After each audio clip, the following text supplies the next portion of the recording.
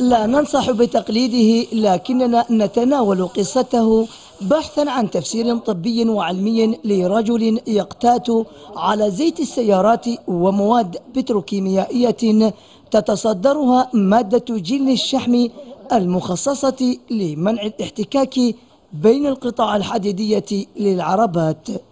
لما بدأت أشرب الزيوت والشحوم وزيت دركسون وبدأت معي الآن لها 28 سنة، عرفت؟ بس أنا لازم أشرب منها الحين، أصبحت إيش يعني ما أقدر أشتغل لا فيها.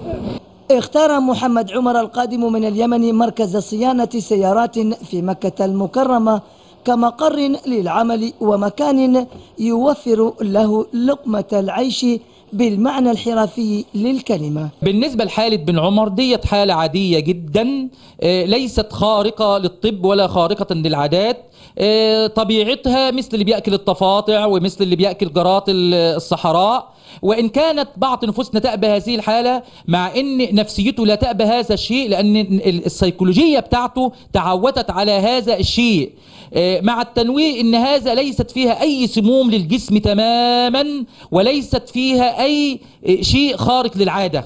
يتعفف ابن عمر عن الزيوت المستعملة تجنبا لنتانتها، ويسكب في أمعائه كمية من الزيت تكفي محرك سيارة لمسافة 4000 كيلومتر من السفر المتواصل.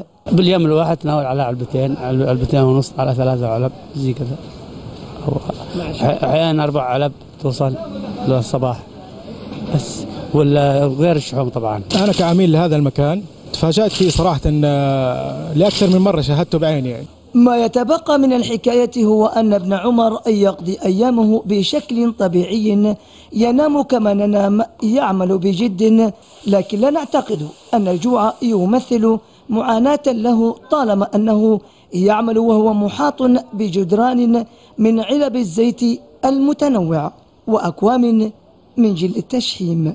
لا يستطيع ابن عمر منع نفسه أكثر من يوم واحد من تناول مشروبه المفضل من الزيوت، وأصبحت هذه الزيوت مذاقه الرئيسي يحتسيها صبحا ومساء. خميس الزهراني، العربية، مكة المكرمة.